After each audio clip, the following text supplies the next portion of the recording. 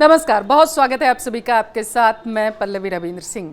Operation सिंदूर के बाद जिस तरह से पाकिस्तान बौखला गया है, ताबड़तोड़ वो हवाई हमले कर रहा है।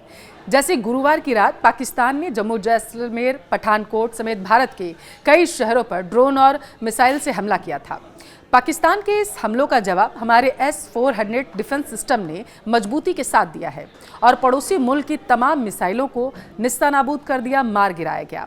इसके अलावा पाकिस्तान के 2 JF-17 और एक F-16 फाइटर जेट को भी मार गिराया गया है। इसकी पुष्टि खुद पाक की सरकार ने कर दी है प्रेस कॉन्फ्रेंस में। यह हमला साल 2023 में हमास की ओर से इजराइल पर किए गए मिसाइल अटैक जैसा लग रहा है, उसी की याद दिला रहा है। हूबहू हमास ने जिस तरीके से हमला किया था, ये उसी तरीके का प्रतीत हो रहा है, क्योंकि हमला कुछ उसी तरीके से रहा जिसका उद्देश्य बड़ी संख्या में मिसाइलें दागकर भारत के डिफेंस सिस्टम को फेल करना था, जिसमें पाक नाकाम रहा है। वहीं उसके डिफेंस सिस्टम जरूर हालांकि तबाह कर दिए भारत ने। लेकिन अगर सच में पाकिस्तान ने हमास की तरह सैकड़ों मिसाइलें एक साथ दाग दी तो S-400 कैसे काम करेगा, विस्तार से आपको बताते हैं। दरअसल आप समझिए कि भारत ने अपने एयर डिफेंस सिस्टम से पाक के हर मंसूबे को हर बार नाकाम किया है और भारत ने अपने कमाल के डिफेंस सिस्टम S-400 से किया है। इसका नाम सुदर्शन चक्र रखा गया है। भारत पिछले कुछ समय से लगातार अपने डिफेंस सिस्टम को मजबूत कर रहा है। रूस निर्मित इस डिफेंस सिस्टम की ताकत बड़ी जोरदार रही है, जिसका स्वाद कल पाकिस्तान ने चखा भी था बीती रात।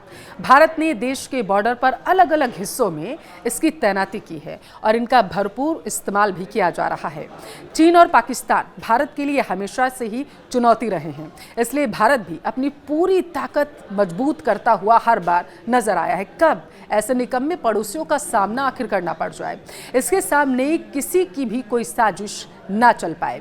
S-400 को दुनिया का सबसे मजबूत डिफेंस सिस्टम माना जाता है, इसलिए अभी तक यह सिर्फ 4 देशों के ही पास है और जिसमें भारत भी शामिल है। S-400 एक बार में 72 मिसाइलें छोड़कर दुश्मन का खात्मा कर सकता है।